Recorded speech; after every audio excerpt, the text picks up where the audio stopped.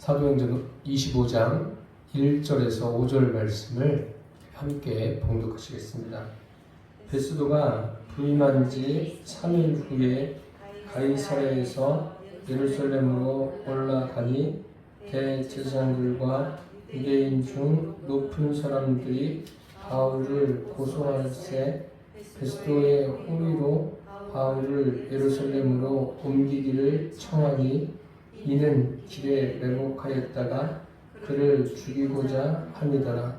베스도가 대답하여 바울이 가이사랴에 구류된 것과 자기도 멀지 않아 떠나갈 것을 말하고 또 이르되 너희 중 유력한 자들은 나와 함께 내려가서 그 사람에게 만일 옳지 아니한 일이 있거든 고발하라 하니라. 아멘. 바울이 예루살렘에서 가이사랴로 이송이 됐습니다. 그래서 벨릭스가 총독으로 있을 때 가이사랴에 와서 구류가 되었는데 이제 구류가 된 지 2년 만에 벨릭스 후임으로 베스도가 가이사랴의 총독으로 옵니다. 이제 베스도가 총독으로 와서 어떠한 일이 발생했는지 사도행전 25장부터 우리에게 설명해 주고 있습니다. 1절에 보니까 베스도가 부임한 지 3일 후에 가이사랴에서 예루살렘으로 올라가니 베스도가 부임하면은 이제 로마 총독 아닙니까? 총독으로 부임하면 어떤 행사를 할 수도 있지 않겠습니까?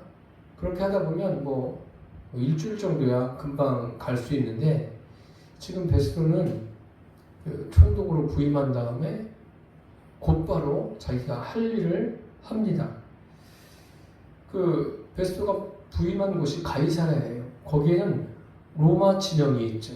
로마 군인들이 있고 또 베스도가 그 로마 군인들을 다스리는 거예요.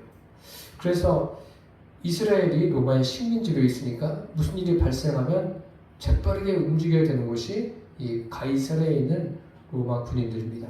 그 책임을 베스도가 맡고 있는 거죠. 그러니까 이 가이사랴라는 곳은 굉장히 교통의 중심지가 됩니다. 이제 여기에서 3일 후에 예루살렘으로 갑니다. 참 급하죠. 굉장히 빨리 갔어요. 빨리 갔는데 총독으로서 두 가지 일을 해야 돼요. 두 가지 일이란 건 뭐냐면 로마 총독 아닙니까? 로마 총독이기 때문에 그 가이사랴에 있는 로마 군인들을 잘 다스려야 돼요. 그들에 대한 그 리더십을 제대로 발휘하지 아니하면 군인들이 뭐 제대로 말을 듣겠습니까? 로마 군인들은 얼마나 힘이 있고 강합니까? 그 일을 해야 되는 것 한 가지와 또 이스라엘은 식민지 아닙니까?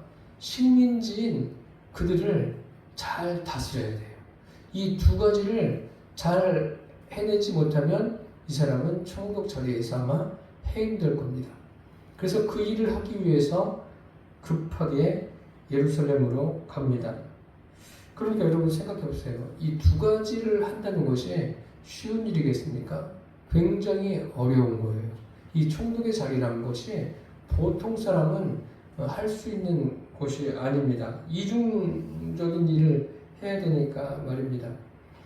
그래서 우리나라도 옛날에 일제 식민지에 있을 때 조선 총독부라는 곳이 있지 않습니까? 그래서 일제 총독이 와서 다스렸는데 그 아무나 옵니까?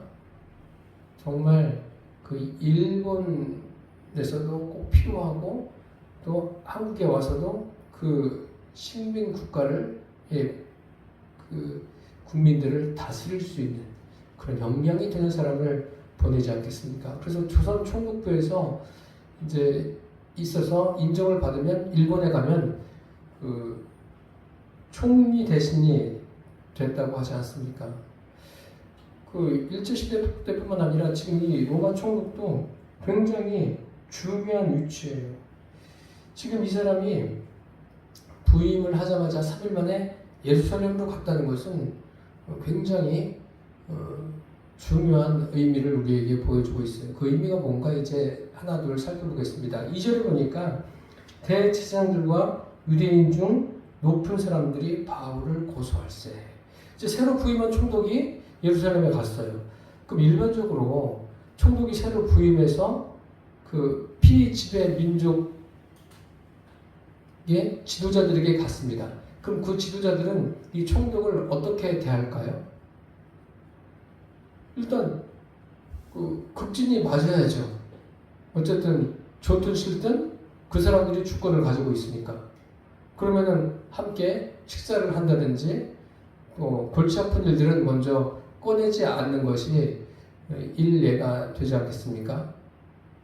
근데 이 사람들이 어떻게 하는가 보세요. 대제사장들과 유대인 중 높은 사람들이 그 사람이 오자마자 뭐예요? 바울을 고소했다라고 했습니다.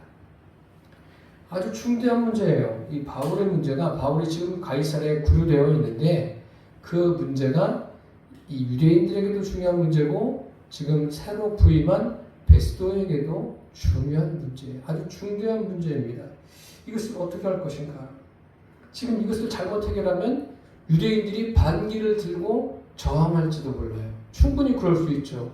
자기들이 원하는 대로 어떤 중요한 사안을 해결해 주지 않으면은 반기를 들 수도 있는 문제예요. 그래서 이 베스도는 최대한 호의적으로 그들에게 접근하고 있어요. 오늘 이 25장 1절에서 5절 말씀이 왜 중요한지를 제가 왜 이렇게 조금 더 자세하게 설명을 하는지를 잠시 후에 말씀을 드리겠습니다. 이 유대 민족들을 대표하는 사람들이 바울을 고소합니다. 지금 이제 베스도는 가자마자 자기 그 정치력 그것을 이제 시험받는 그런 상황에 놓여 있는 거예요. 그러니까 자기가 로마의 총독임에도 불구하고 지금 어떻게 하는 거예요? 예루살렘에 가서 그들의 눈치를 살피고 있는 거예요. 도대체 이 사람들이 왜 바울을 고소할까? 바울에 대해서 베스도가 전혀 모르는 바는 아니겠죠. 어느 정도의 정보를 가지고 있겠죠. 그 정보를 가지고 간 거예요. 갔는데 고소하는 거예요. 대제사장들과 유대인들 중에서 높은 사람들이. 그러니까 지금 베스도뿐만 아니라 유대인들 사이에서 최우선 사건이 뭐냐면 사도 바울을 어떻게 할 것인가, 살릴 것인가, 죽일 것인가, 뭐 그런 거죠. 그런 거예요. 그런데 보십시오. 로마 사람들하고 유대인들하고 친해질 수 있습니까? 친해질 수가 없어요. 로마 사람들은 주권 국가고 유대인들은 뭐예요? 지배 민족이잖아요. 그 로마의 지배를 받는 민족이에요. 식민지예요. 이 유대인들에게 뭐 지도자가 있다 할지라도 이 지도자들과 로마의 지도자들이 뭐 결탁해서 서로 화합할 수 있는 입장은 아니죠. 그런 입장 아닌데 오늘 본문을 가만히 보면 적대 관계인데 지금 적대 관계가 아니라 서로 어떤 문제를 해결하는 관계가 돼버린 거예요. 그 로마 총독과 그 대제사장과 유대의 높은 사람들이 서로 어떤 이 사도 바울이라는 하나의 목적을 가지고 그것을 해결하려고 하지 않습니까? 둘이 마음은 달라요. 이런 일들이 세상에 얼마나 많이 있습니까? 그 마태복음 22장에 보면 헤롯 당원들과 바리새인들이 결탁을 해요. 힘을 합쳐가지고 예수님께 이런 질문을 해요. 예수님을 시험하려고 하는 거죠. 가이사에게 세를 바치는 것이 맞습니까? 바치지 말아야 됩니까? 이걸 물어봅니다. 이것도 헤롯 당원들과 바리새인들이 같이 말입니다. 가이사는 누구예요? 로마의 황제 아닙니까? 그러면 이 헤롯 당들이 그렇게 질문하는 것은 맞아요. 왜냐하면 헤롯 당원들은 로마를 굉장히 지지하는 사람들이에요. 그런데 반대로 바리새인들은 로마를 지지하지 않아요. 바리새인들은 율법을 준수하는 사람들 아닙니까? 그러니까 로마를 적대시하는 사람이에요. 로마를 지지하는 사람들과 적대시하는 사람들이 무엇 때문에 지금 화합합니까? 예수님을 시험하는 것 때문에 서로 화합하고 있어요. 이런 일들이 성경에 곳곳에 나옵니다. 헤롯과 빌라도도 마찬가지예요. 헤롯과 빌라도도 서로 견해 차이가 있습니다. 있는데 예수님을 재판하고 예수님을 죽이는 것에 대해서는 어때요? 서로 협력을 합니다. 이것을 역사적으로 보면 어떤 일이 있었냐면 2차 세계대전 때 히틀러가 참 많은 사람들을 학살하고 굉장히 큰 피해를 주지 않았습니까? 그때에도 자유진영이 있었고 민주주의를 추구하는 자유진영이 있었고 공산주의가 있었어요. 그럼 여러분 자유진영과 공산주의가 힘을 합칠 수가 있어요? 없어요. 할 수가 없는 거예요. 그런데 히틀러라는 그 하나의 문제를 놓고 저 히틀러를 어떻게 없앨 수 있을까? 이것을 놓고 미국과 그 러시아, 그 당시에 소련이죠. 소련이 하나가 된 적이 있어요. 하나가 됐다는 건 뭐냐면 미국이 소련에다가 무기를 원주해 줬어요. 그래서 소련이 히틀러를 물리칠 수 있도록. 이런 경우들이 왕왕 있어요. 이것은 뭐 국가 대 국가뿐만 아니라 인간관계에서도 서로 마음이 맞지 않는 사람끼리 어떤 한 가지 목적을 이루기 위해서 그것 때문에 마음을 같이 하는 경우가 있습니까? 없습니까? 있어요. 우리의 삶에는 있어요. 지금 여기 그런 거예요. 베스도 총독과 대제사장과 유대인들 중에 높은 사람이 서로 추구하는 것은 달라요. 서로 마음은 다른 거예요. 왜요? 지배국가고 지배를 받는 민족이고. 그런데 사도 바울의 문제를 두고는 어때요? 마음을 지금 같이 하고 있다는 거예요. 그래서 그 유대인들이 무엇을 요구합니까? 3절에 보시면 베스도의 호의로 바울을 예루살렘으로 옮기기를 청하니.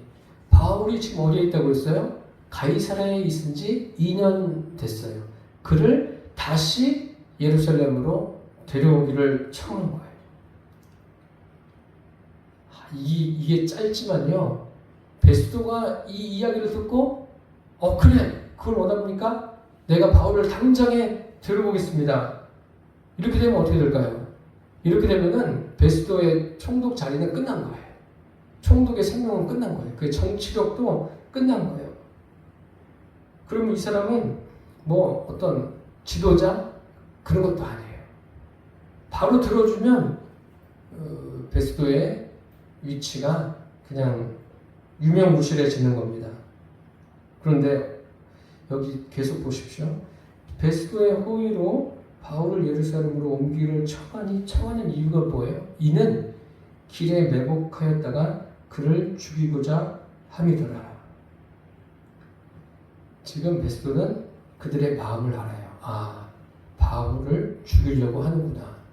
그래서 그들이 원하는 그대로 들어주지 않습니다. 들어주면 뭐예요? 결국은 로마 총독인데 누구에게 끌려다니는 거예요?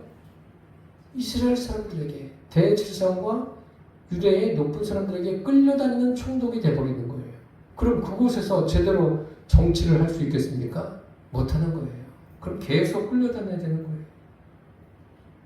그러니까 베스도가 허락을 안 해. 일단 들어요. 들어줘요. 들어주면서 베스도가 얼마나 교활한지 보세요. 듣고서 끝난 게 아니라 협상 카드를 내밀어요. 그 협상 카드가 뭐냐면 4절과 5절에 이렇게 기록되어 있습니다. 베스도가 대답하여 바울이 가이사랴에 굴된 것과 자기도 멀지 않아 떠나갈 것을 말하고 또 이르되 너희 중 유력한 자들은 나와 함께 내려가서 그 사람에게 만일 옳지 아니한 일이 있거든 고발하라 하니라. 지금 생각해 보세요. 대제사장과 유대의 높은 사람들이 바울을 고소했다고 그랬어요. 베스도가 가니까. 그거를 지금 들어주는 거예요? 들어주지 않는 거예요? 이게 들어주는 것 같기도 하고 들어주지 않는 것 같기도 하고 지금 굉장히 애매한 거예요. 베스도가 뭐라고 해요? 나와 함께 가자는 거예요. 어디로요? 예루살렘에서 가이사랴로. 참 이 교활함이 대단하지 않습니까? 그러면 지금 제일 불리한 사람이 누구죠? 바울이에요. 사도 바울은 이 총독에게도 별로 호감을 사지 못하고 유대인들에게는 물론이죠. 유대인들은 그를 죽이려고 하니까. 그러니까 바울이 굉장히 처지가 난처한 거예요. 이렇게 난처한 처지, 잘못하면 바울이 죽을 수도 있어요. 죽을 수도 있는데, 그래서 오늘 사도행전 25장 1절에서 5절을 기록해 놓은 목적이 뭐냐면, 이런 공경에 처해 있기 때문에 바울이 어떻게 합니까? 이 재판을 누구에게 항소해요? 로마에 있는 가이사라에게 항소하는 거예요. 그래서 로마로 가게 되는 겁니다. 그래서 이 부분이 굉장히 중요한 거예요. 사실 생각해 보십시오. 제가 벨릭스 때도 말씀드렸지만 바울이 범법자입니까? 범죄자예요? 살인자예요? 어떤 다른 사람에게 해를 가했습니까? 그렇지 않아요. 그것에 대해서는 베스도가 얼마든지 재판을 할 수 있는데 지금 이것은 어떤 문제입니까? 종교 문제고 신앙의 문제고 영적인 문제예요. 이것을 베스도가 손을 댈 수 있을까요? 그 유대인들이 가지고 있는 종교에 대해서 알고 또 예수 그리스도를 믿는 것에 대해서 안다 할지라도 베스도는 영적인 사람이 아니에요. 굉장히 교활한 사람이에요. 정치꾼입니다. 이 사람은. 지금 베스도가 하려고 하는 게 뭐예요? 어떻게 쓰든지 자기의 어떤 원하는 바를 이루려고 하는 거예요. 이것은 뭐와 똑같냐면 예수님을 법정에 세운 빌라도와 똑같은 지금 행동입니다. 그러면 여기서 우리가 좀 생각해 볼 게 있습니다. 뭐냐면 대제사장들과 유대의 높은 사람들이 바울을 예루살렘으로 오게 하십시오. 그 다음에 뭐 한다는 거예요? 우리가 매복했다가 죽이겠습니다. 대제사장이 뭐 하는 사람이죠? 대제사장이 어느 정도냐면요, 그 전능하신 하나님을 섬기는 사람이에요. 그리고 1년에 한 번씩 몸을 정결케 하고 백성들을 위해서 하나님께 나아가는 사람이에요. 하나님을 섬기는 사람이에요. 유대의 높은 사람들, 지도자들도 누구를 섬깁니까? 하나님을 섬기는 사람이에요. 하나님을 섬기는 사람이면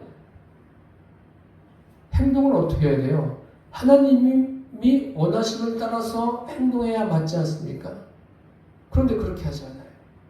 율법에 지금 바울이 율법을 어겨서 죽인다고 하는 거 아닙니까? 그렇다면 율법 어디에도 매복해 있다가 사람을 죽여라 그런 게 있습니까? 그런 율법이 어디 있어요? 없습니다.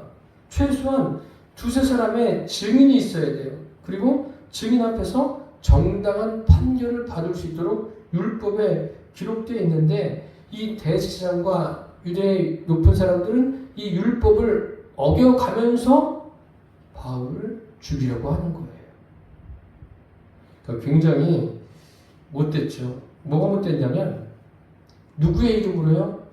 하나님을 섬긴다는 명목하에 바울을 죽이려고 하는 거예요. 그럼 그 방법이 뭐예요? 완전히 하나님이 원하시는 방법이 아니라 인본적인 방법 아닙니까? 그러니까 오늘 본문에서 보면 이 대제사장과 유대의 높은 사람들은 어떤 면에서 보면 베스도보다 더 악질해요. 더 교활하고 나쁜 사람들입니다. 굉장히 무서운 거예요. 자기들이 하나님을 섬긴다고 하면서 뭐 하는 거예요? 말은 하나님을 섬기는데 행동은 다 자기중심적인 거예요. 이게 무엇과 똑같냐면요. 그 사사시대에 왜 그렇게 이스라엘 사람들이 혼란 가운데 살았습니까?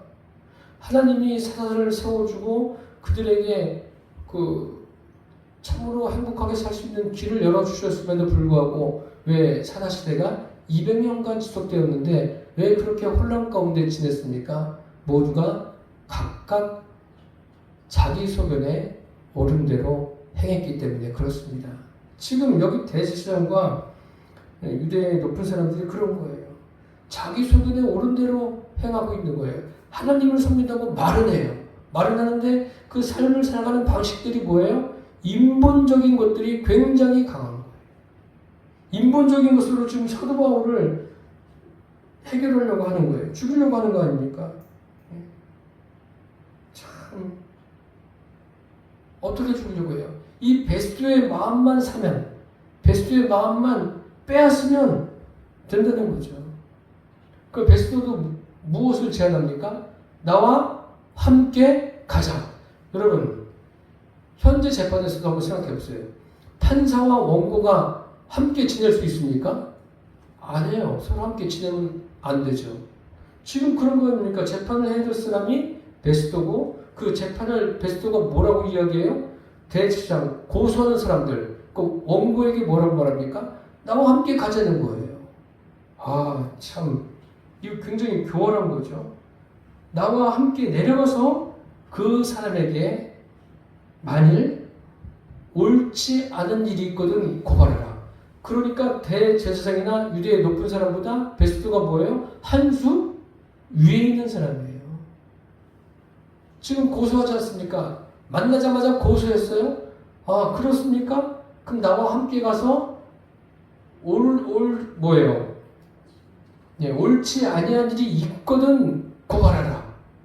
완전히 일침을 가하는 거죠. 그래서 어떻게 해요? 그래서 가요. 갑니다. 가서 이제 한 이곳에서 8일 정도 있다가 한 거의 열흘 정도 있는 거나 마찬가지로 오고 가는 시간까지 하면, 그런 다음에 가서 다음 주에 이제 들을 말씀이지만 베스도가 쉬질 않아요. 가자마자 뭐예요? 재판을 엽니다. 참 이 베스도도 굉장히 대단한 사람이죠. 그러면 여기에 참 안타까운 것은 하나님을 섬긴다고 하는 대제사장과 유대의 높은 사람들이 왜 이렇게까지 사도 바울을 죽이려고 합니까? 복음을 전하는, 하나님의 뜻을 따라서 복음을 전하는 사도 바울을 왜 죽이려고 하는 거예요, 도대체? 그 이유가 뭐냐면요, 그들 마음속에, 그들의 삶에 하나님이 계시지 않아요. 하나님의 이름은 부르고 대제사장이라는 이름을 가지고 있는데 하나님을 섬기지 않아요. 하나님이 그 안에 없어요. 그들의 삶에 하나님이 계시지 않습니다. 그러니까 자기들이 하고 싶은 대로 인본적으로 행하고 있지 않습니까? 마태복음 12장에 보면 그런 내용 나오지 않습니까? 귀신이 자기가 갈 곳을 찾는 거예요. 물 없는 곳을 찾는데 찾습니까? 못 찾아요. 못 찾다가 결국은 어떻게 합니까? 아, 그래, 내가 나온 곳으로 다시 들어가자. 그런데 그 나온 곳이 딱 보니까 어떻게 되어 있냐면요, 성경에 보니까 이렇게 기록되어 있어요. 비고 청소되고 수리되었거늘. 이게 무슨 말이냐면, 청소라는 것은 우리가 주님 앞에 회개하지 않습니까? 깨끗하게 우리의 죄를 날마다 회개해요. 주님, 내가 참 사람이 어쩔 수 없습니다. 이렇게 죄를 참 많이 짓습니다. 주님 앞에 이런저런 죄를 회개합니다. 오늘도 회개하고 내일도 회개하고. 그 청소를 해요. 그것으로 끝나는 게 아니라 우리가 말씀을 듣지 않습니까? 말씀을 들으면 그게 뭐예요? 수리가 되는 거예요. 우리 안에 하나님의 말씀이 임하는 거죠. 근데 그게 전부가 아니에요. 제일 중요한 게 마태복음 10장에 처음에 기록해 놓았는데 비었다고 그랬어요. 비면 안 돼요. 아무리 회개하고 또 하나님의 말씀이 차도 비면 안 되고 뭐가 있어야 돼요? 그 안에 주님이 임하여 계셔야 돼요. 근데 이 귀신이 볼 때 비어 있는 거예요. 깨끗하게 청소가 됐고 또 수리까지 돼 있어요. 잘 됐다. 그래서 어떻게 해요? 더 센 7 귀신을 데리고 와서 들어갑니다. 비어 있으니까 들어가죠. 들어가니까 그 사람의 형편이 어때요? 나중 형편이 더 심하게 된 거예요. 지금 대제사장이나 유대의 높은 사람들도 마찬가지예요. 주님이 그들의 심령에 계시지 않고 그들의 삶에 계시지 않으니까 이 사람들이 갈수록 분별력을 잃어버리고 하나님을 섬긴다고 말만 하는 거예요. 말만 그렇지 내용을 보면 하나님 섬기는 게 아니라 다 자기 마음대로 하고 있는 거예요. 이게 무슨 대제사장이고 이게 무슨 유대인들의 지도자격이 되겠습니까? 어쩌면 베스도도 여기 굉장히 악질이에요. 악질인데 진짜 악질은 누구냐면 대제사장과 유대의 높은 사람들입니다. 이 총독보다 더 나쁠 수가 있어요. 왜 그렇습니까? 그 중심에 하나님이 계시지 않기 때문에 그렇습니다. 여러분, 인생을 살면서 무엇이 중요하다고 생각합니까? 남 보기에 거룩한 거? 그거 중요하지 않아요. 남 보기에 화려한 거? 교회는 그거 그것이 중요하지 않습니다. 남 보기에 화려하고 남 보기에 거룩한 것, 어떤 면에서는 이게 더 나쁠 수가 있어요. 오늘 이 본문을 통해서 우리가 깨달아 알아야 될 것은 뭐냐면 하나님만 열심히 섬기면 되는 게 아니에요. 열심히 헌신하고 봉사하면 되는 게 아니라 제일 중요한 게 영적으로 바르게 서지 않으면 안 됩니다. 영적으로 바르게 선다는 게 뭐예요? 내 심령이 비어있으면 안 돼요. 내 심령에 살아계신 하나님이 성령으로 임하여 계셔야 합니다. 그 사람이 그리스도인이고 그 사람이 구원받은 사람이고 영생 얻은 사람이고 그 사람이 하나님의 자녀고 천국을 기업으로 받은 사람이고 천국의 소망 가운데 살아가는 사람입니다. 그 사람이 오늘 본문에 누구입니까? 곤란을 겪고 있는 사도 바울입니다. 베스도에게는 그게 없어요. 대제사장에게도 그게 없고 유대의 그 높은 지도자들에게도 그게 없습니다. 우리는 이 성경을 보면서 이러한 것들을 볼 수 있어야 돼요. 사랑하는 성도 여러분, 우리에게 주어진 이 땅에서의 삶 참 짧습니다. 짧은 시간을 살아가지만 내 안에 항상 성령으로 충만한 믿음을 가지고 살게 되기를 바랍니다. 맨날 청소만 열심히 하고 말씀으로 가득 채우고 속이 비어있는 사람이 아니라 속이 성령의 성령으로 가득 차 있고 매일같이 말씀의 능력이 내 심령으로부터 살아 역사하고 내 삶에 그 말씀이 나를 이끌어가는 것을 날마다 누리며 살게 되시기를 예수님의 이름으로 축원합니다. 기도하겠습니다. 살아계신 주님, 베스도가 부임해서 자기 나름대로 사도 바울에 대해서 어떤 일을 하려고 유대인들을 만납니다. 만나는 그 과정에 보니까 대제사장들과 유대의 높은 사람들은 하나님을 섬긴다고 말은 하지만 그 심령에 하나님이 계시지 않습니다. 주님, 지금도 하나님을 열심히 섬긴다고 말하면서 그 심령이 비어있는 사람들이 있습니다. 아버지, 우리는 어떤지 우리 자신을 돌아보게 하여 주옵소서. 우리 심령에 항상 성령님이 계시옵고 늘 하나님 말씀이 충만히 임하여 그 말씀에 인도함 받는 하나님의 뜻을 이루어드리는 하나님의 마음을 시원케 해드리는 우리들의 삶이 되게 하여 주옵소서. 예수님의 이름으로 기도드립니다. 아멘.